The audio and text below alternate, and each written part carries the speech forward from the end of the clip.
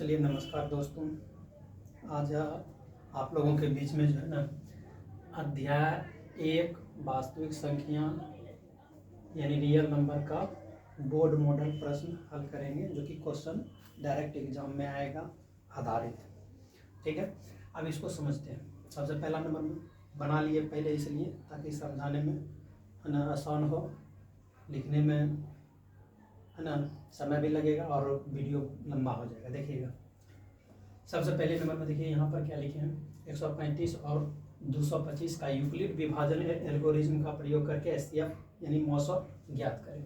यहाँ पर लिखते हैं क्या, चूँकि 225 ग्रेटर देन 135, उसके बाद 135 जब ये बड़ा है मतलब इससे, तो इसको क्या करेंगे कि 135 से क्या करेंगे 225 में भाग देंगे। भाग देने के बाद देखिएगा यहाँ पर 90 शेष बच गया। शेष पर यहाँ पर लिखें क्या 90। यूक्लिड विभाजन से यहाँ पर देखिए इसको कह सकते हैं भाज बराबर भाजक गुना भागफल अजोड़ शेष। ठीक है, यदि शेष 0 आ जाएगा तो फिर आगे भाग नहीं लगाएंगे। ये है यूक्लिड विभाजन से। ठीक है, इसमें देखिएगा कि भाज कितना है, भाज कितना है, भाजक 225 यहाँ पर लिखे। इसमें देखिए भाग लगाएं कितना, जिससे भाग लगाएं उसको भाजक कहते हैं 135, और भागफल 1 और शेषफल कितना है 90 है। यहाँ पर देखिएगा, यहाँ पर 90 और 135 के अंतर्गत या चाहिए 90 और 135 के अंतर्गत ये दोनों में बड़ा कौन है 135 है। 135 अब देखिए यहाँ पर क्या होगा 135 में यदि हम भाग देंगे किससे 90 से, यहाँ पर देखिए 90 भागा 135 भाग दिए तो 45 शेषफल बच गया। फिर देखिए यहाँ पर लिखेंगे चूँकि ए बराबर में बी क्यू प्लस आर। अब बी क्यू है, ए क्या है, ये होता है क्या भाज, बराबर में क्या बी क्या है भाज, बराबर में भाजक गुना भागफल जोड़ शेषफल यूक्लिड विभाजन से। देखिए यहाँ पर 135 हो गया ये, उसके बाद यहाँ पर 90 है भाजक, और भागफल कितना आया 1 आया। यहाँ पर देखिए भागफल कितना 1 आया, शेषफल कितना आया, यहाँ पर देखिएगा शेषफल आया है 45 रख दिए। यहाँ पर देखिए शेषफल 45 आया, अब तो शेषफल अभी तक 0 नहीं आया है, इसलिए यहाँ पर देखिए फिर 45 भाग देंगे 90 में, यानी कि इससे भाग देंगे इसमें, जैसे कि यहाँ पर भाग दिए थे इससे भाग दिए थे इसमें। ठीक है, वही काम करेंगे। यहाँ पर देखिए क्या लिखे हैं, यहाँ पर लिखे 45 भागा 90, 45 से भाग देंगे 90 में, 2 बार में खाएगा 45 दूनी 90 कट करके है ना, ये कट जाएगा। अब शेषफल कितना आ गया 0 आ गया, अतः एचसीएफ कितना होगा, एचसीएफ कितना आएगा 45 ही आएगा, यानी जो अंत तक मार करके घुलटा दे वही हो जाता है एचसीएफ। एक सवाल ये इस पैटर्न का आता है, देखिएगा एक सवाल ये पैटर्न का आता है, इसमें सवाल कुछ भी रहेगा, हम तो ऐसे दे दिए।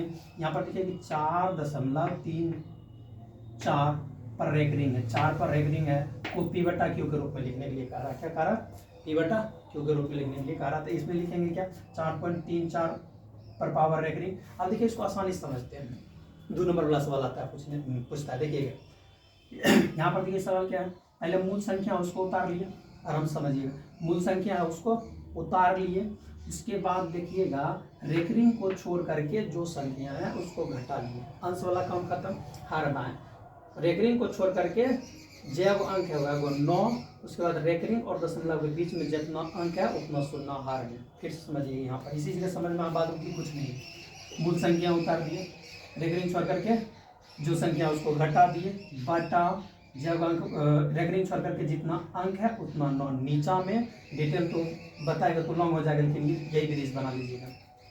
अब इसके बाद देखिएगा हमने क्या यहाँ हर पर आए कि यहाँ जो है जितना रेकरिंग छोड़ करके अंक है उतना 9, रेकरिंग और दशमलव के बीच में जब अंक है उतना 0, बाद में इसको घटाएं 391 बटा 990, कटेगा तो काट देंगे, नहीं कटेगा तो यही आंसर हो जाएगा। दूसरा अगला सवाल क्या आता है, यहाँ पर देखिए 8, 12 और 18 का आवाज गुणनखंड विधि से एचसीएफ तथा एलसीएम ज्ञात करें। देखिए आसानी से बनेगा। सबसे पहले इसको तोड़ लिए, 8 को तोड़ते हैं, यहाँ पर देखिएगा, यहाँ पर भाग देंगे 2 चौकी 8, फिर 2 भाग देंगे 2 दूनी 4, फिर भाग दे देंगे यहाँ पर 2, इसका मतलब 2, इसमें देखिए 2 गुना 2 गुना 2 गुना 2, 4 को 2 एक बार में खाएगा ना भाई, ठीक तो बना दे, 2 दूनी 4, 2 एकम 2, ठीक तो है, गलती कहाँ की 2 दूनी 4 4 दूनी 8, हम वहाँ पर देखिए लिखिए 2 दूनी 4 4 दूनी 8 गुना 1। इसी तरह से 12 को तोड़ेंगे, इसी तरह से 12 को तोड़ेंगे। देखिएगा यहाँ पर 2 6 के 12, 2 3 6, फिर 3 एकम 3। देखिए 2 गुना 3, 2 गुना 2 गुना 3 गुना 1। यहाँ पर देखिए 2 गुना 2 गुना 3 गुना 1 लिख दिए। यहाँ तक में किसी को दिक्कत नहीं ना? नहीं है। 18 को तोड़े इसी तरह से देख लीजिएगा। यहाँ पर 18 को तोड़ लेते हैं। 18 को 2 नमा 18, फिर 3 से भाग देंगे, 3 तिया 9, 3 एकम 3। ठीक है, यहाँ पर देखिएगा 2 गुना 3 गुना 3 गुना 1। यहाँ पर लिखें 2 गुना 3 गुना 3 गुना 1। एचसीएफ यानी मौसम निकालने के लिए जो तीनों में मिलता है उसको बाहर कर लेते हैं। देखिए इसमें भी 2 है, इसमें भी 2 है, इसमें भी 2 है, इसमें भी 2 है, ये 2 एगो बाहर हो गया। देखिए इस लाइन में 1 है 1 है 1 है, यहाँ से क्या किए 1 को बाहर कर लिए, तो ये 2 गुना 1 करेंगे कितना 2, यानी कि मौसम हो जाएगा 2। क्लियर?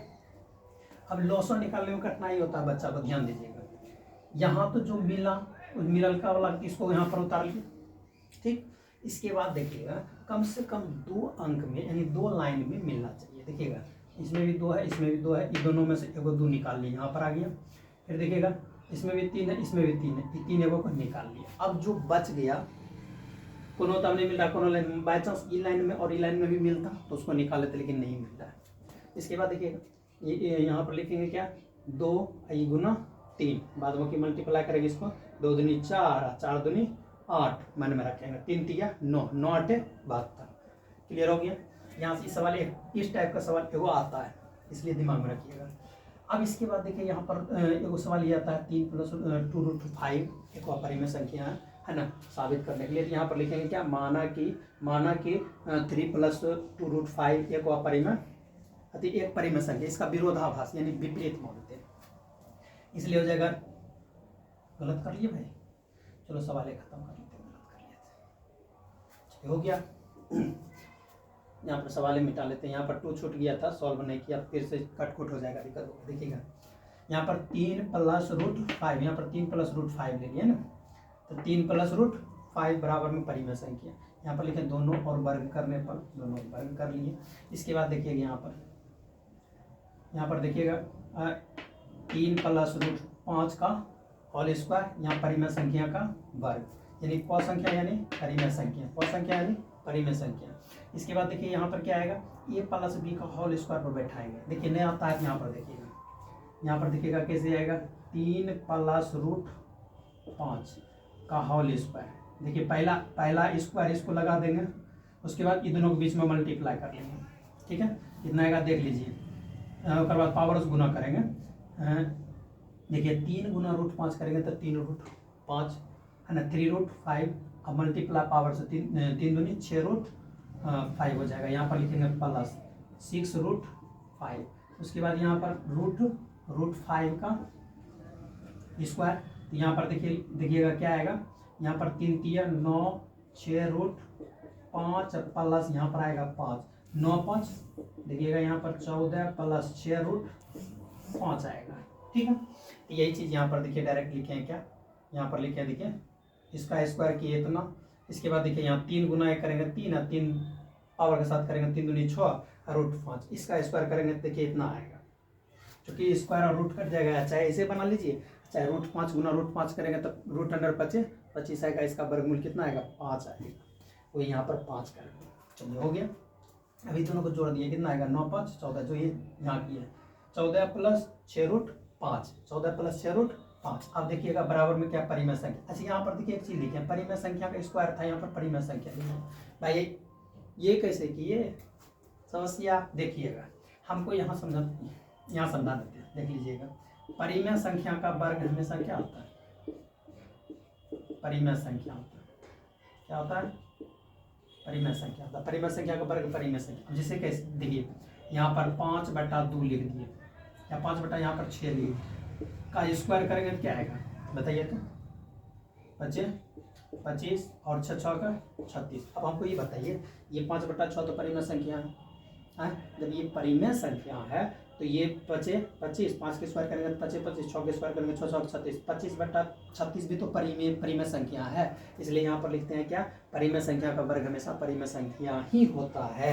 अब देखिए यहाँ पर 14 परिमेय संख्या चूंकि संख्या में तो परिमेय संख्या है, लेकिन 6√5 एक अपरिमेय संख्या है, जो भी थी वो भी क्या है, दोनों योग के रूप में, मतलब कि दोनों क्या है, योग के रूप में, दोनों क्या है भाई, यहाँ पर देखिए क्या योग के रूप में, ये दोनों क्या है, योग के रूप में, ध्यान दीजिएगा योग के रूप में। अब देखिए यहाँ पर 14 + 6√5 एक परिमेय संख्या होगा, है ना, यहाँ पर लिखेंगे क्या होगा, क्लियर हो गया क्या, यहाँ पर इतना होगा। अब देखिए यहाँ पर क्या कितना 21 को हल करने के बाद लाए हैं, तो भाई इसको हल करने के बाद लाए हैं, तो ये इसलिए लिखेंगे, इसलिए 3√5 को परिमेय संख्या मानना मेरा क्या था, गलत था, मेरा क्या था, गलत था।